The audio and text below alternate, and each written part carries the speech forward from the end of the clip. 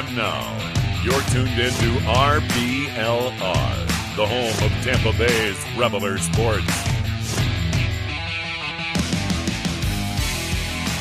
Hello and welcome to the RBLR Raid show. It's nice of you to join us in what is officially the funeral show for the 2025 Tampa Bay Rays. Rest in peace, the 2025 Tampa Bay Rays. Hopefully we will never think about you ever again. I am Pat Davenport, your host, all throughout what has been a underwhelming season. And I am joined by the incomparable, a guy that we will want to stick around and a guy that we will be looking forward to seeing more of as the years go on. It's Carter Brantley. Carter, how's it going? It's going pretty well. It's the end of baseball, the regular baseball season and the Rays season, which is a bummer. And the Bucks lost today. Big bummer too. Kind of a tough day sports-wise, especially for the Tampa Bay fans tuning in. But excited to shut this book, to close it and put it on the bookshelf and let it collect dust for a while. Not looking forward to, looking back on this season in any way other than just glad it's over. Let's get into it, man. I'm excited to talk about it at least with the incomparable Pat Davenport. Thank you. We will talk about the 2025 Rays, and I'm sure we've got lots to talk about, lots to say, because this is the time. This is the time to get it all off our chest. This is when the feelings are going to be raw. This is when, we're coming off the back of it's not finished yet, but what will be a pretty one-sided loss to the Blue Jays, which will cap a sweep to end the season and will result in an L4 to end the season as well. For those of you that have been tuning in all season long, I do want to say a huge thank you to all of you that stuck around during what has been a tough to follow season for the Rays. And we really appreciate you. And I hope we have given you some kind of solace in these dark times. And if we have helped you out get through this race season, and you've enjoyed the content that we put out, please do us a favor to close out the season by dropping us a like, subscribing to the channel if you haven't already, and most importantly, I think today, go over to the YouTube feed of the live feed if you're tuning in live and drop some comments, drop questions, your thoughts, your hot takes. Get them all in here because this is the time where we're going to be talking about them and we can have a group therapy session. Get it all out there because if you come to the live feeds and watch on YouTube, you can drop a comment or question that we can respond to live. If you're new here, welcome. I'm glad that you're here. What a time to join. And come have a listen, and then maybe at the end, if you enjoyed what you heard, you can drop us a like or a subscribe. So let's get into it then. Let's talk about the season that was the 2025 Tampa Bay Rays. Assuming that we do not make a comeback in the ninth inning, despite being down 13-4, the Rays are going to finish 77 and 85, which is their worst finish in essentially a decade. I don't think they're going to finish last. I think they've just managed to avoid last place in the AL East. Yeah, but a very safe fourth place finish. And what in a year that feels like everything that could have went wrong apart from Junior Caminero went wrong. It's at the point where I've been trying to think what has went wrong for the 2025 Rays. Was there one thing that we could point to? Is there like one factor, one decision that we could point to? But I don't know if there is. Is there one thing that you would like to kind of start with why the Rays have disappointed so much?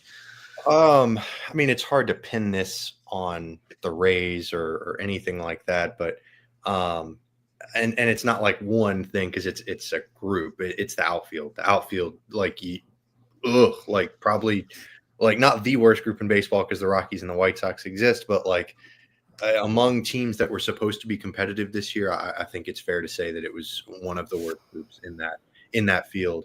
Johnny DeLuca being hurt pretty much all year doesn't help, of course, but Yeah, it's tough. It's tough, man. It's tough to have your two corner spots just constantly be occupied by below average at best hitters who are also like just kind of mad defensively, because Jake Mangum also had to play a lot of center this year, and like he's fine defensively, but good gracious, like he just swings at everything, and just kind of the like a super duper Walmart brand, like great value Ichiro, like just like as yeah, if Ichiro was like actually like a bad baseball player.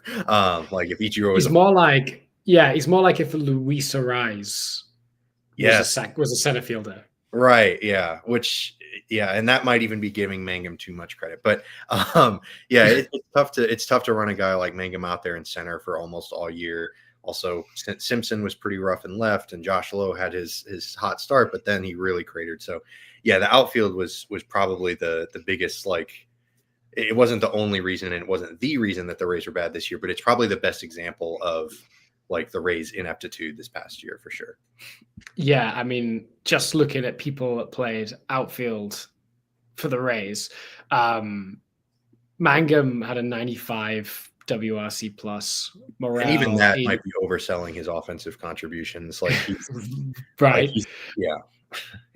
Morel 89, Simpson 87, Caballero played a fair few outfield games as well. This year, 84 WRC plus.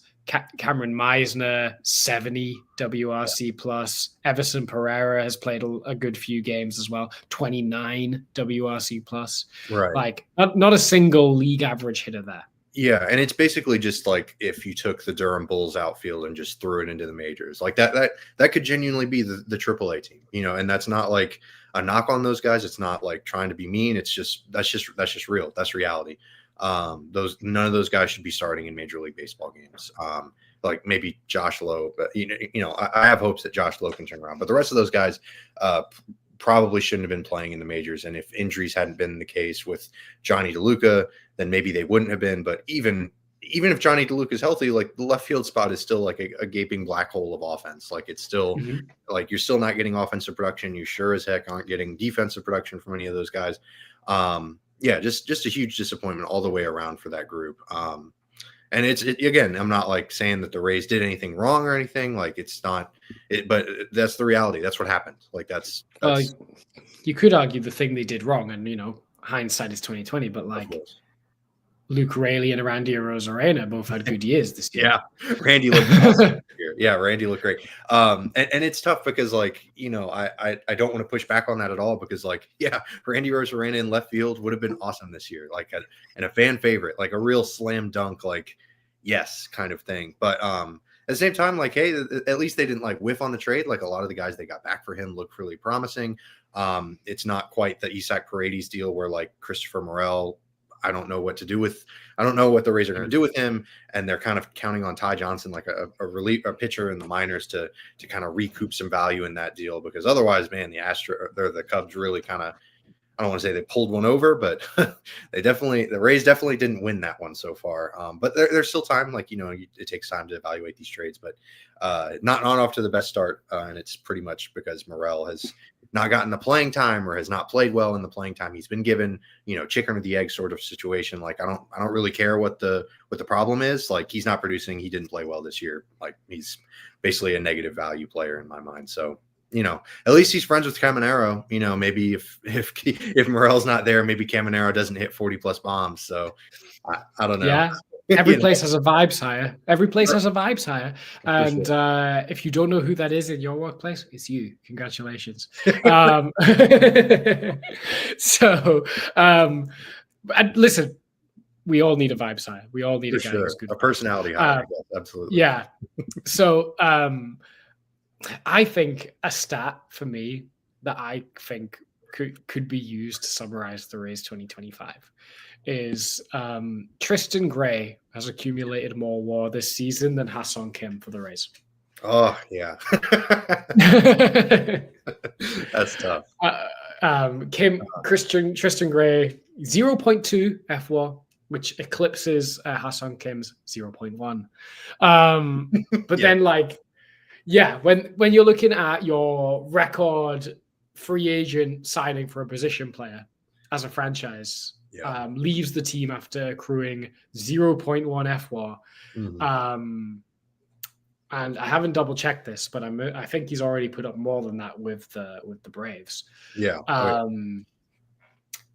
It's just it feels like, I think for the past 2 off seasons, every move the Rays front office has tried is whiffed.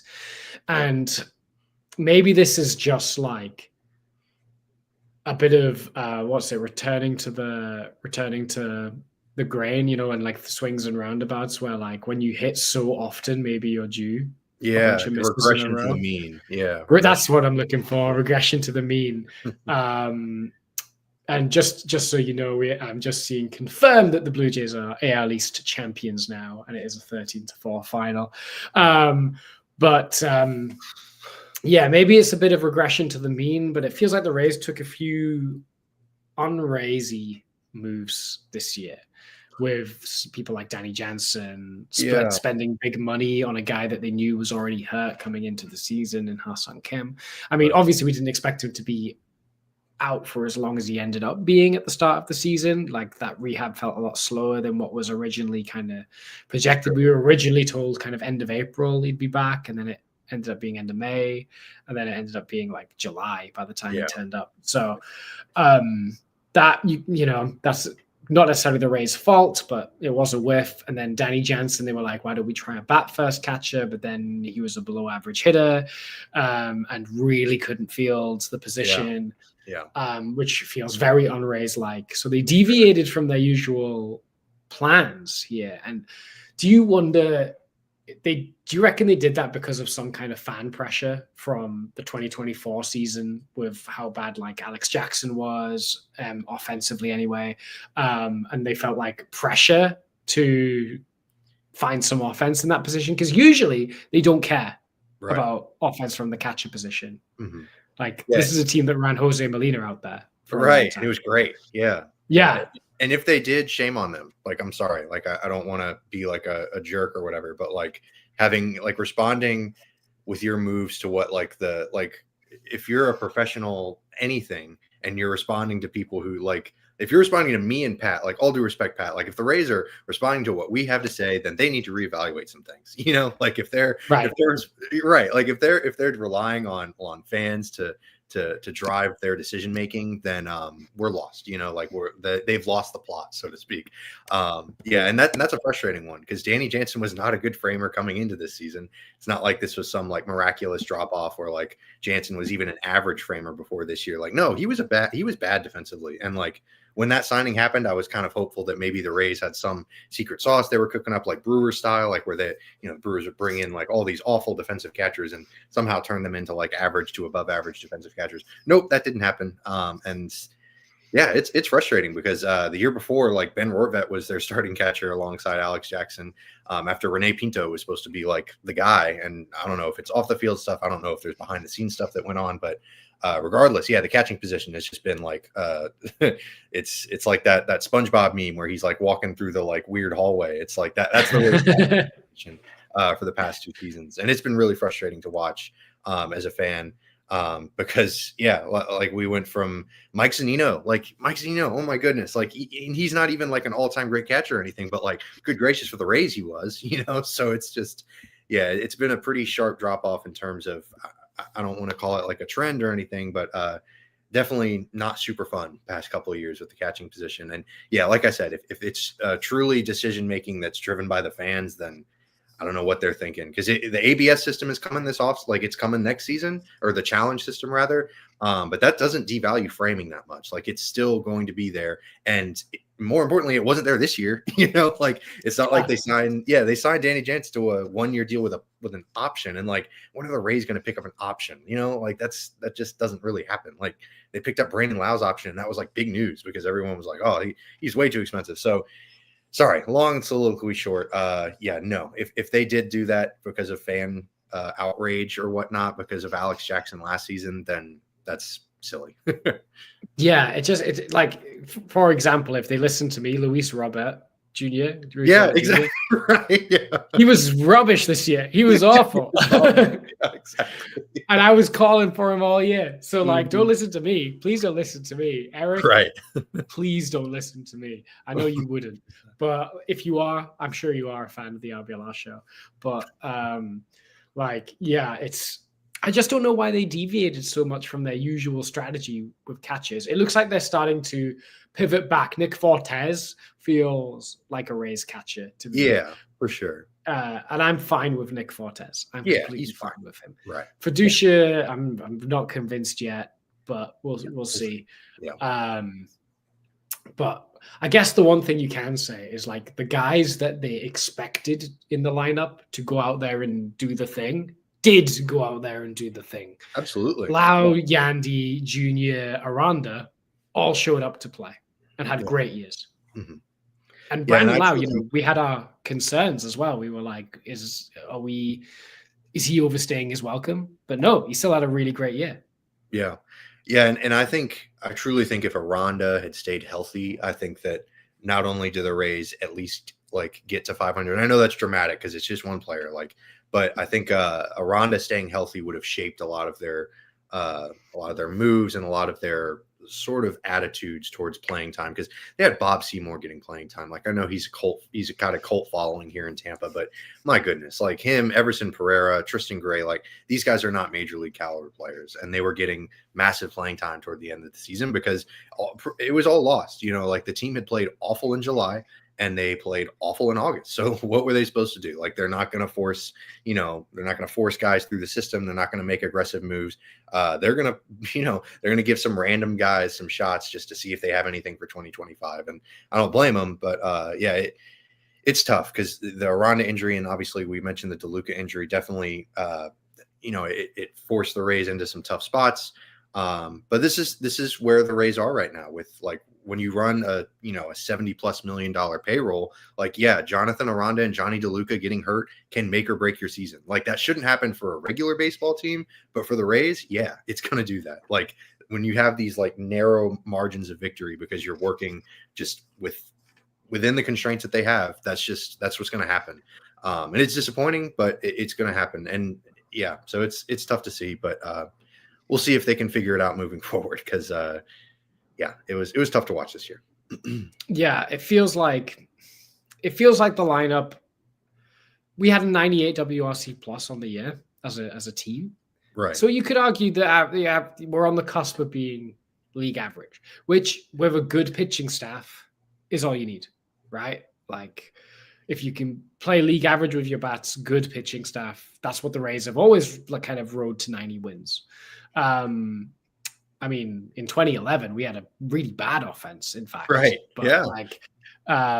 We had a good enough pitching staff to make it work. The problem is the pitching staff was good, but it wasn't great, which I think is something that I think under-delivered on preseason expectations, like just because of how bullish we were on the bullpen and how much we expected Pepio, Bars, and Bradley to develop.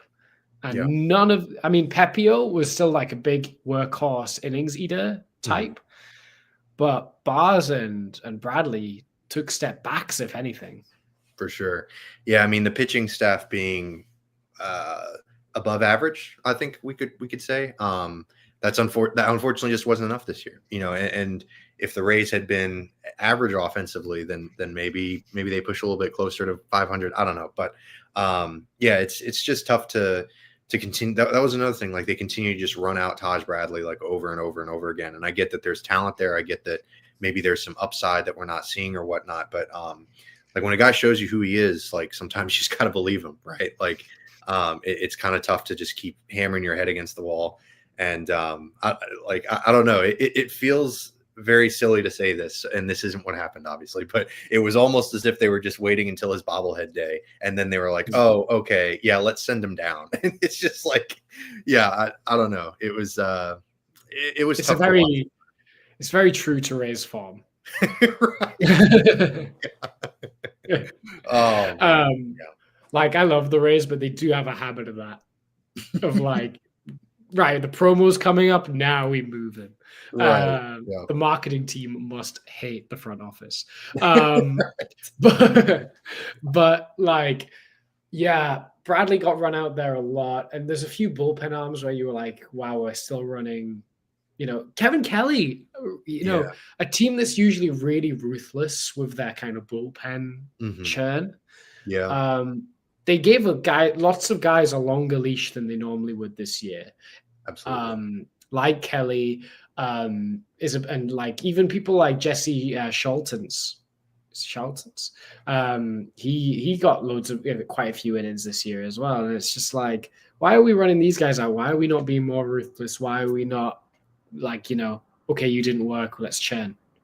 Yeah, and that is where like I love a lot of the Rays way, like the Rays philosophy, and I'm not saying it's not a successful philosophy, but the pitching churn can feel a bit inhumane sometimes, if you will. And that the Rays are not the only team that does this. This is a Major League Baseball thing that I am commenting on, but it can feel kind of like, all right, like we're just like sending guys up and down and up and down and up and down. Like, can we like relax a little bit? It's that can be kind of tough, but it's what professional baseball teams do. And yeah, it's tough with Kelly, man. Like I felt for him because like he was bad like this year, but at the same time, like, man, he was really good in years past. And so I get trying to give him, another shot, like trying to let him figure it out. But yeah, it was tough. It was tough to watch him go out there and struggle so much because he was getting hit hard a lot of the time. Yeah. And I want to emphasize with the pitching staff that I do expect them to bounce back quite a bit next year because, man, pitching at George Steinbrenner Field, like I can't imagine. Like that was a weird situation, and again, not the Rays' fault, not the, it's freaking hurricane. Like who could have called that? It's tough. So that I would fully expect the pitching staff to rebound next year because they'll hopefully, fingers crossed, be in a more stable environment in terms of the stadium and also like the wind. I mean, my goodness, like just a bunch of like sneezes over to right field that went over. So it's just, yeah, it was a tough start.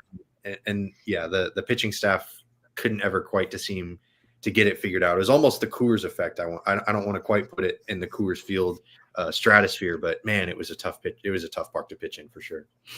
Yeah, for sure. I mean, going back to that, the churn, like Colin Poche had a 3.86 ERA and everyone was calling for his head.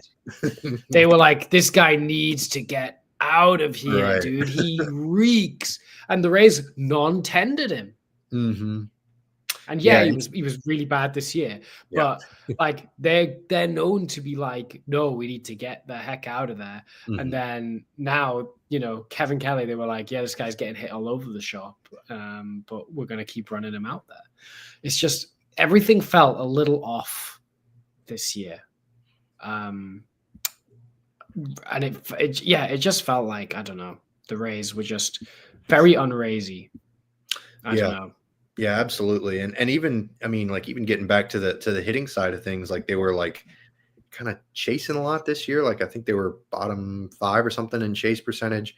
So that was really brutal. And then like they weren't hitting the ball very hard either. So it's like, you've got crappy plate discipline, you've got crappy quality of contact. You're also whiffing quite a bit because they were bottom 10 in contact percentage. So yeah, it's not like they were like they earned this record. Like there was not a whole lot of unluckiness in terms of on-field performance. Like this is who that team was this season. And hitting wise for sure. And pitching wise, I'm hopeful that they can try to maybe right the ship a little bit next season because they've got a lot of moves that they can make. I know Adrian Hauser is kind of an interesting name in terms of like an extension or bringing him back and whatnot because he's going to be a free agent. But we'll see how. We'll see how it all shakes out because they've got a lot of options, luckily, in terms of trying things out with Joe Boyle and whatnot in the starting rotation. But are those good options? We'll see. Well, it's funny you should bring that up. Luke has left a comment, actually, and we should bring that up. The pitching still has many, many issues. Offense is a 700-run offensive season when healthy, but the pitching, I have many questions from philosophy to talent. I mean, philosophy, I think, is a hard thing to pin down. I think, because I don't know if the Rays have a philosophy beyond hammer the zone. Right. Don't just throw it down the middle and let your stuff do the rest is kind of the the philosophy. But in terms of like after that, I think it's kind of pitcher to pitcher, right? I don't think they run like, when the Pirates were really famous for everyone throws sinkers and right. You seem, yeah. I don't think they have like that kind of thing going on. I don't think the Rays kind of limit themselves in that way. But sure, apart from hammering the zone, and unless you think the idea of hammering the zone is a broken philosophy, which you could point to. Well, yeah, the Rays had a really low walk rate this season as a team, which they did. I think they were like third lowest in the majors, but they gave up a whole load of home runs this year. It's just like whether or not how much of that is, throwing stuff in the zone more, and how much of that was Steinbrenner. You gotta wait and see about that. I think the talent. I think you're banking on a lot of guys to get better that didn't. And I think, I think in the back end of the season, we were missing a Zach Littell. To be fair, I think Adrian Hauser got there by the end of the season. Yeah. I think he got off to a rough start, but he got there. But yeah, you're just missing a real veteran presence, I think, at times. Hopefully McClanahan can be that next year, but then like he's going to be on such a tough innings limit, right? Yeah, and it's tough to even, like, I hate to say it, but I'm not like anticipating Shane McClanahan pitching for the Rays next season, just because, like, I don't know. It's harsh to say that, and I hope I'm wrong, obviously, but it's one of those things. I don't know if you count on Shane McClanahan being part of the Rays plans in 2026. I don't know. It's really weird. Like I think they led Major League Baseball in like meatball percentage, like just throwing like pitches down the middle or whatever, but they were also top 5 in I think chase percentage or whiff percentage, one of those good ones. Like they were top 5 in one of the good ones. So yeah, it's very much that philosophy. So that I don't think that's changed at all. And yeah, it's fine. Like it's the whole idea of just like letting your stuff play, like just kind of throwing it down the middle, and they pick up guys that have, outlier stuff traits, whether it's like, weird arm angle, or if it, Kevin Kelly's got the weird arm angle and Uceda's got the filthy changeup. And so I don't know. I'm not really too concerned about their philosophy or switching that up. But yeah, I mean, it was just tough to play in George Steinbrenner Field. I think that made the talent seem a lot worse than it actually was at times. And like I said, running out Taj Bradley as much as they did was a bit head scratcher, but at the same time, like they were banking on him being a lot better, and I can't necessarily blame them for trying to give him as many chances as possible, but at a certain point, like I said, you gotta believe a guy when he shows you who he is. And they were trying their hardest to stick him around, and I like that because Taj Bradley seems like a nice guy, and he seems like a good dude, and I like Taj Bradley a lot. But man, I don't know that he's a major league starting pitcher at this point. Yeah, I think we're going to move on to the kind of background noise that have kind of been around the Rays this year in terms of ownership, I think, in a minute. But before we do that, I just want to pick up on the comment that you said, this team is what their record says they are. Mm-hmm. Some people would point to something a bit of an anomaly, which is that the Rays were very much below 500, like nowhere near the playoffs. But then if you look at their run differential, they, like, everyone around them is firm in the negatives. Today's results skewed it a bit closer to the negative after getting hammered for 9 runs, but they were close to wild card position teams in terms of run differential. Right. Do you care? Do you think that means that the Rays were unlucky in any kind of way? Or I don't know. I don't think so. I'm not a big run differential or Pythag record, whatever the blah blah, whatever the new nonsense is in terms of that. It's the same as like the playoff odds. Like I don't really pay attention to that either, because like I don't know. I get that. I get why they're created, because they're fun things to talk about, like they're fun little content pieces or whatever. But in terms of actually telling you something informative, I don't know that there's much there, because like you're telling me, like, especially when it gets into the position player pitching conundrum this year, not just this season, but that's spread across Major League Baseball. Like, tell me that Jose Caballero gives up a bunch of runs to the Orioles, and that's going to boost that's going to bring down their run differential. I don't know.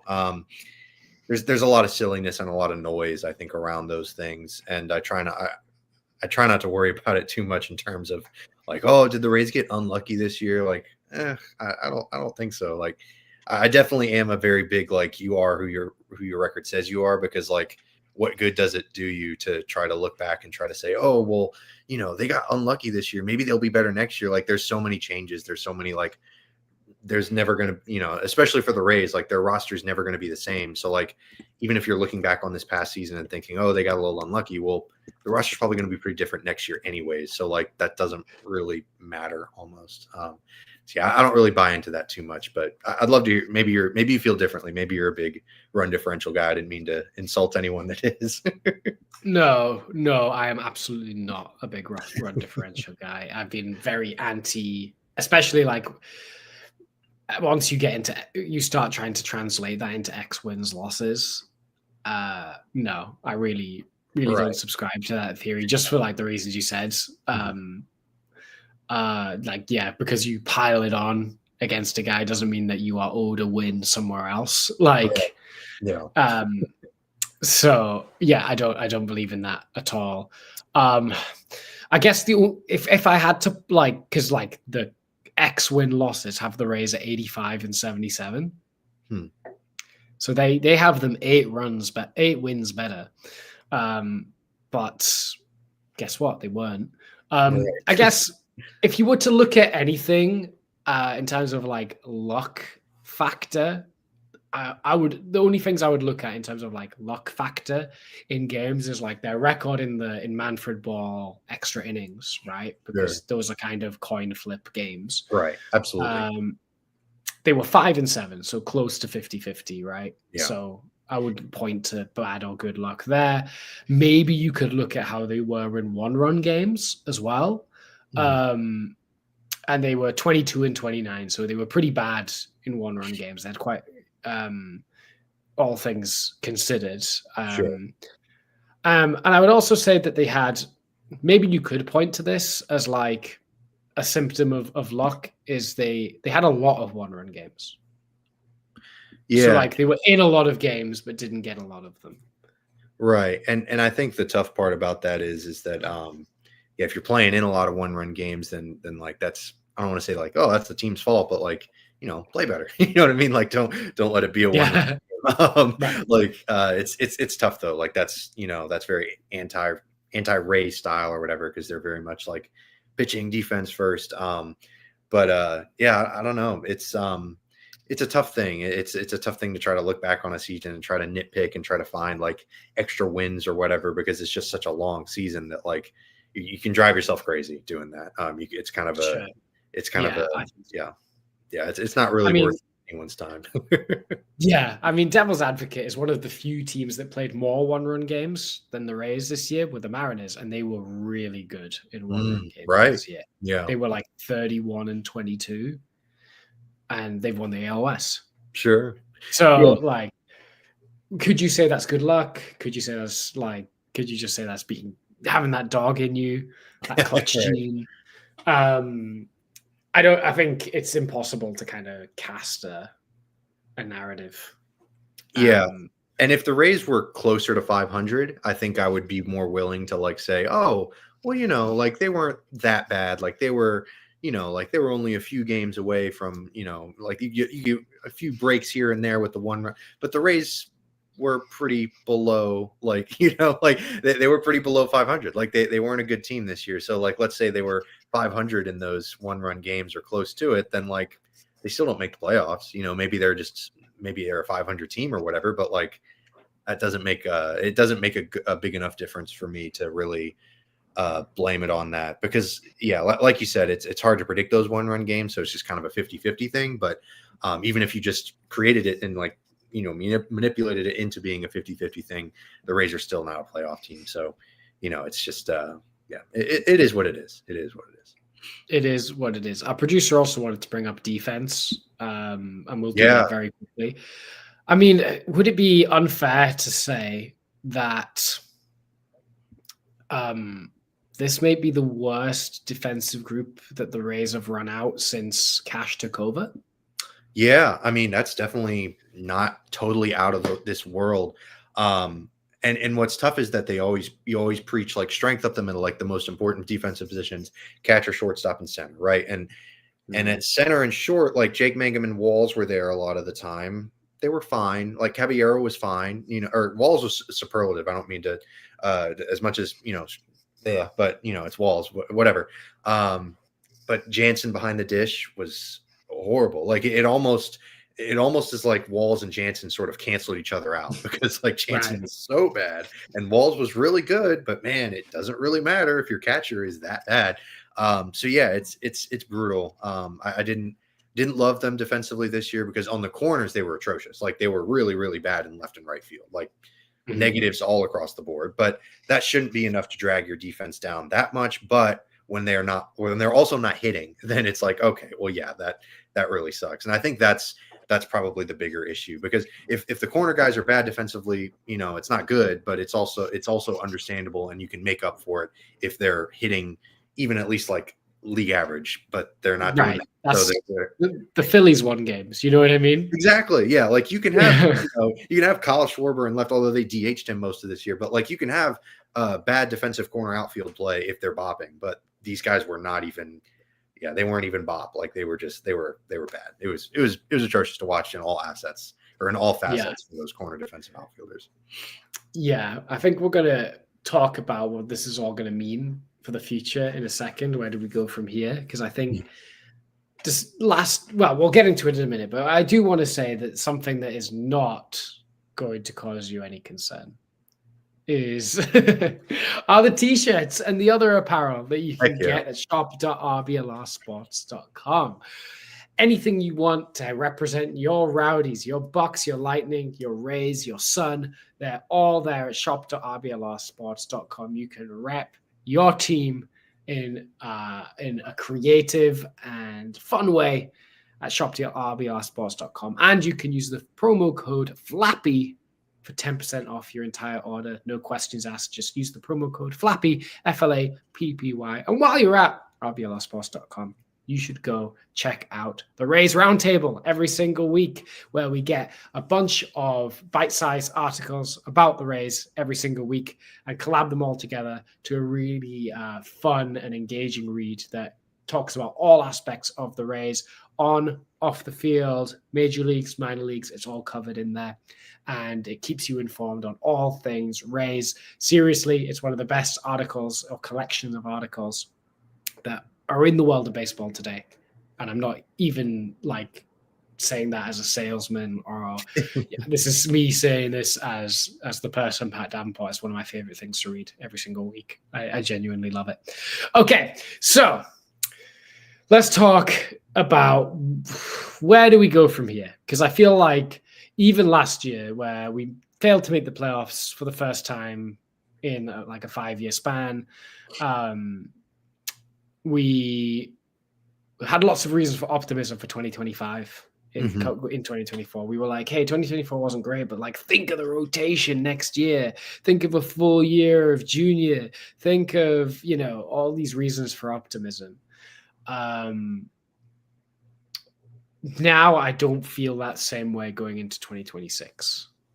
Yeah, I don't blame you. It's tough to see a team miss the playoffs 2 consecutive years and not be like, yeah, this team's probably going to miss it the 3rd consecutive year. And right now, if like just asking me straight up, just without the offseason or anything, if they just sort of run it back next season, like, gun to my head, yeah, they'll probably miss the playoffs again this year. I would bet more on that than them making the playoffs. It's certainly within the realm of possibility that they could be very good next year and make the postseason and do all of the usual Rays stuff. But if I had to choose, I'd probably say that they're going to miss the playoffs if they just run it back again next year, which again, I hope they don't. And it would be very un-Rays-like for them to just completely run it back. But they had just so many problems with this team this year. And a lot of them don't seem to be I don't want to say they're not solvable. It's just there's not an immediate solution that seems on the way. Like Carson Williams, great defensively. I don't know what to make of him as an offensive player in the major leagues yet. He still has time. Like he's still super young. He has a whole offseason to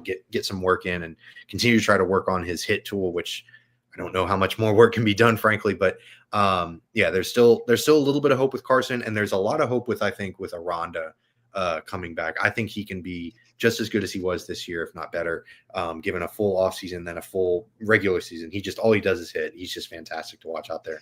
But like Brandon Lau, I don't know what they do with him. Like he was a pretty solid hitter, but my goodness, like he had one of the worst defensive seasons ever in the StatCast era in terms of second baseman, like negative, like what, 17 or 18. I mean, it's crazy. Like it's really unfortunate that he's kind of fallen so hard. He was never good, but like he was at least like, you kind of threw him out there at second. We're like, well, he's not going to cost us too much. I don't know if that's true anymore. He might have to be like a first baseman or a DH type, and the Rays don't have room for that. So they might even have to take a step back offensively in terms of overall production. So I don't know. I'm kind of with you, but I'm also like, well, it's also the Rays. Like they have a proven track record of being able to turn things around. So I'm hopeful, but I totally understand people that are like, man, I don't see this team turning it around at all either. But hopefully the new ownership infuses some cash. Maybe they make a few like fun signings, so at least there's something to talk about in the offseason a little bit. But I don't know. I also felt that way with Ha-Seong Kim and Danny Jansen last year, and look how they turned out. So I don't know. Yeah.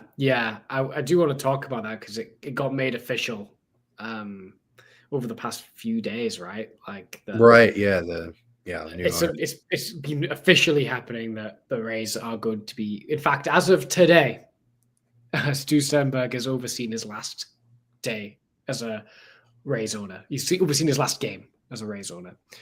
Do you have any parting words for Stu Sternberg? Nothing that I am willing to say.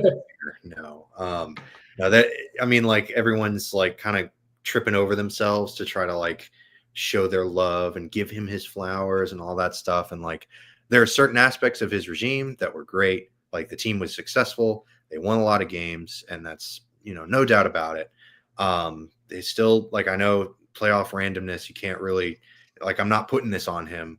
But they didn't win a World Series, and the stadium's like the stadium situation was still unsettled, like it's still unsettled to this day. And it's on him. Like they can try to pass the buck as much as they want with like the hurricane and the uncertainty surrounding like the Pinellas County Board of Commissioners and all that stuff. But ultimately, like the ball was in their court and they dropped it. Like they decided to opt out of getting $700 million in public funding to build a privately owned baseball stadium. That's like, it's kind of, I hate to compare it to baseball, but it's kind of like the process was there. Like they set themselves up for success, but then they had a crappy season. Like, okay, great. It's still a crappy season. They still don't have a stadium, like they still don't have a stadium deal. So I think that's the biggest stain on his tenure is that like he had he had a perfect opportunity to settle this and become like truly one of the best owners in sports, or in baseball specifically. Like if they get that stadium deal done, like at least like he's on track to doing that. And I would have been able to swallow a good bit more of the raisiness of trading away players before their peak value and all that stuff that just comes with being a Rays fan over the past few years, or over their whole tenure. I don't know. It's frustrating because people are just kind of setting aside the Montreal stuff and all the nonsense. And he's been congratulating himself, patting himself on the back really a lot over the past few weeks. And that's been nauseating. Like if he would have he just doesn't seem to have any self-awareness. Like his PR team needs to just like tell him, like, I mean, not at this point because he's not an MLB owner anymore, but like, good gracious, like the New York Times article where like Matt Silverman was quoted as saying, I still think that the Montreal plan would be a great idea. And it's like, y'all have learned nothing. Like y'all just don't. I'm so glad they're gone. Like I'm sorry, but they just lost touch with humanity, with fandom, like with being an actual person, like not just seeing everything as a spreadsheet. And like I get that sounds very old head and anti-analytics of me, which I'm not at all. But oh gosh, there's just certain things that like can't just milk every dollar you possibly can out of everything. So, anyways, I'm sorry. That was a long rant. I'm talking way too much. It's the end of the season. People are already down, and I'm here, bringing everyone even further down. But glad it's over. Glad he's gone. Yeah, I want to. So, how long was Stu Sternberg owner? I would say, what was it, like 18 years, something like that? Yeah, 17 or 18. Yeah, 17, 18 years. I can count on one hand the good decisions that he made. and I will list them for you now. Hiring Andrew Friedman. Absolutely. Yeah. Hiring Joe Madden. 100%. Promoting Eric Neander. Mm-hmm. Yep. Hiring Kevin Cash. Or having a hand in that. And not getting too involved with the baseball ops.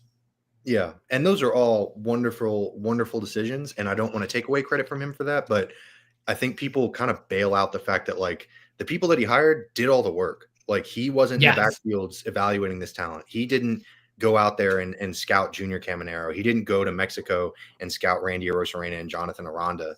Like these were other people's job. These were other people's doing. And I get that they couldn't have done it necessarily if like, say they had a slightly different owner, but I'm not going to give him credit for like, you know, not being an idiot, you know, like there are plenty of baseball owners that are just morons, but like, that's their problem. Like there's a standard that I'm like, they're rich as heck. Like, you know, like I'm the sorry. The bar is in hell. Yeah, exactly. The bar is on the floor. I want to make clear that that was not necessarily, I really don't want to engage, like you said, in this kind of Stu Sternberg revisionism that's happening at the moment.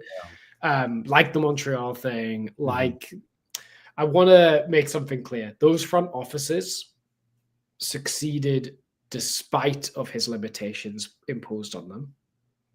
I also want to say that every devoted Rays fan that shows up to the stadium to watch baseball games are going in spite of all his efforts to drive them away. Yeah. Like any success this team is having is in spite of his efforts to impose limits on the team. Right. He has made so many decisions that should lead to drops in attendance. He has made so many decisions that should lead to a drop in production. And because of miracles performed within the front office, and because of the excellent diehard Rays fans that do turn up, we still have a Major League Baseball team that's been so good and so competitive. But I don't want to ever say that anything apart from the genesis of it is down to Stu Sternberg. Right. Because it's not. And like you said, because the bar is in hell for MLB owners, he suddenly gets lauded as like, wow, he didn't get involved in something he had no idea about. Right. Yeah. I'd like to think if I had that much money and I owned a professional sports team, I would be smart enough to like not be Jerry Jones, you know, to not be Artie Moreno, like to not be the Monforts in Colorado. Like it's just, I don't know. I'm wary of giving a guy who owns any sports team or a person who owns any sports team too much leeway, because like we're all giving our money, time, and attention to these people because they just own a sports team and like they're profiting off of our attention and our, you know, so I'm not going to mince words. I'm not going to sit here and like, you know, grovel or put on my cape to defend him. Like I'm not going to like, I don't know. Fine. Yeah. He'll be fine weird. Without our praise. For sure. Exactly. Like he's making $1.7 billion off of this deal, or excuse me, he's profiting, I don't remember, 1.2 billion, whatever the case may be. Like he's profiting over $1 billion off of this deal. He's going to be fine regardless of whether you tweet out his support for him or not. Like he'll be just fine. Like he's not reading the private DMs or the Discord chats or the group chats. Like I promise Stu Sternberg is not going to include you in his inheritance just because you stood up for him. Yeah. It's okay. Like I don't know, but that again, that's harsh. That's me being kind of a curmudgeon and being kind of a jerk, but I don't know. I'm just, I'm kind of, like you said, the revisionism has been exhausting. And I get that positivity is harder to do than negativity. Like it's very easy for me to sit here and crap on them because it's easy to backseat owner, I guess, if you want to call it that. But I don't know. It's frustrating for sure. 100%. My last kind of word on Stu Sternberg is we also need to remind ourselves that he kind of had to sell because but basically there was no long-term future at the Trop, right? Like he could keep the team at the Trop forever in theory, but it would have to involve him continuing to extend a lease on the place, right? Because the lease is up soon. And we all know that that's also not a viable long-term strategy. As much as we love the Trop, whether it's ironically or not, we love the Trop, and it's and but it's not a long-term solution. And we kind of love the Trop in knowing that there was going to hopefully come an end time to the Trop, right? Yes. Like Right. we were like, we love it as long as we don't have to stay in it past 2027. And we got to remind ourselves that he burned every possible bridge out of staying in the Trop that he could have possibly taken. He burned his bridge with Tampa Bay City. He burned his bridge with St. Petersburg. He burnt his bridge with fans, with the Montreal thing. Like every possible route he had other than completely leaving the state of Florida. There was no option left for him because he played too hard. And those are business failures.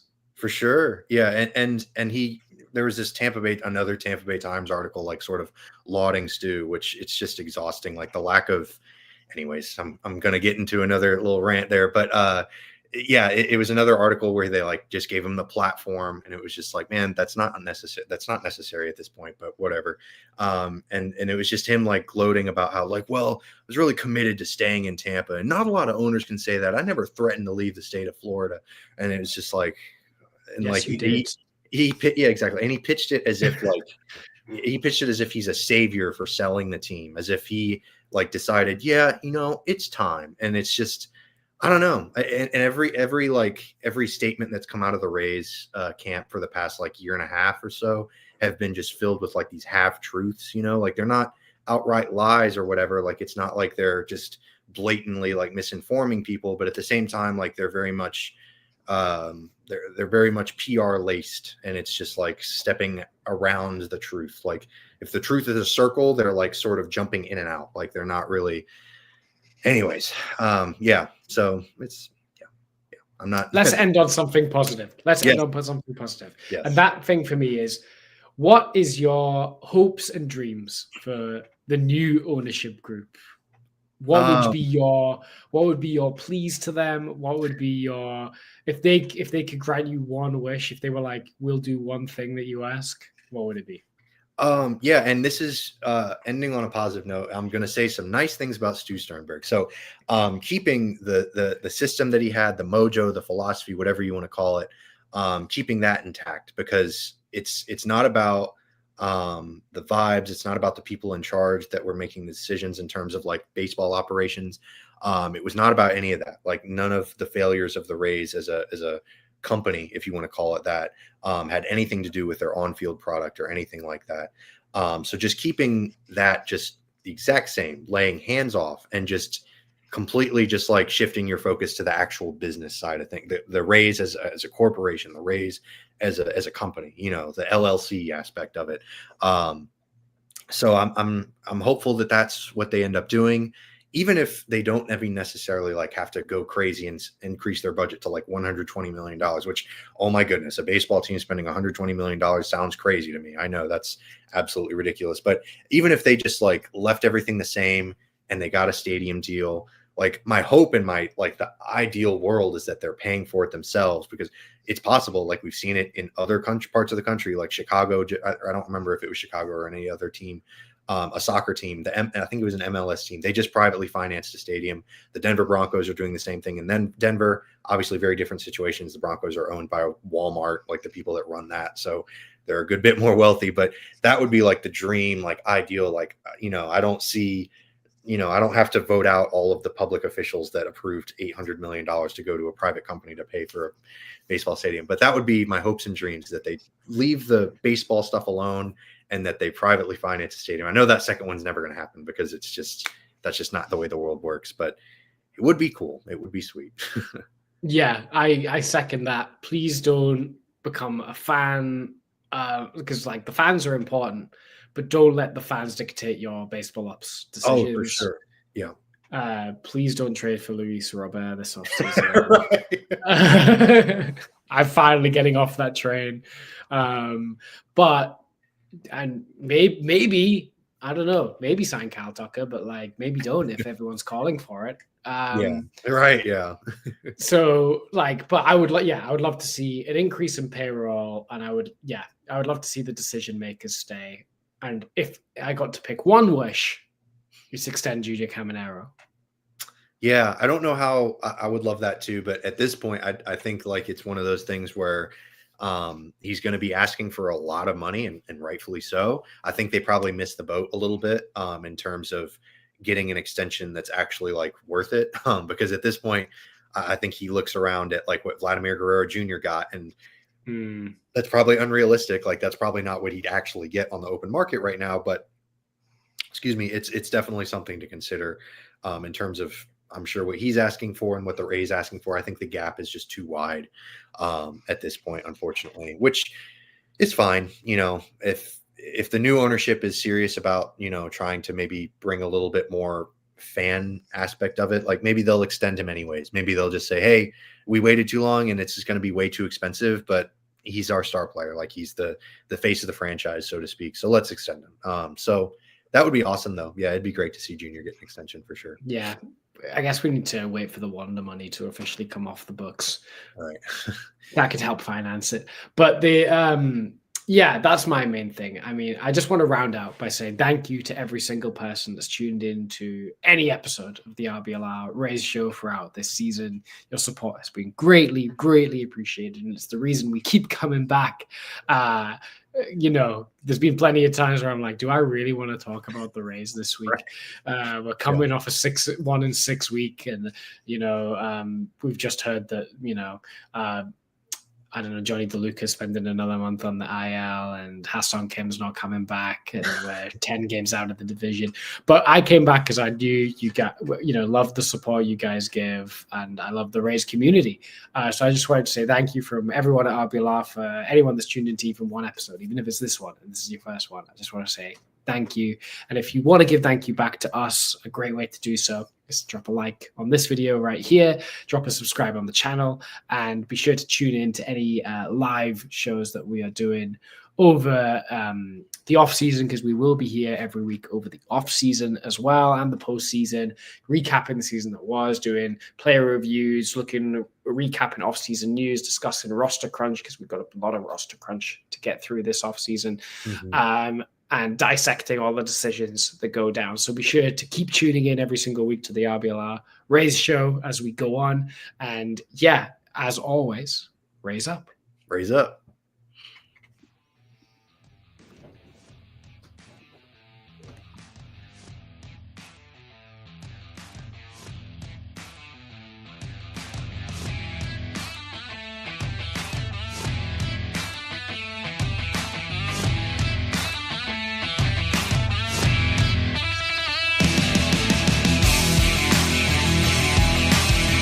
Thank you for tuning into this presentation by RBLR Sports. On your way out of the stadium, please remember to like and subscribe.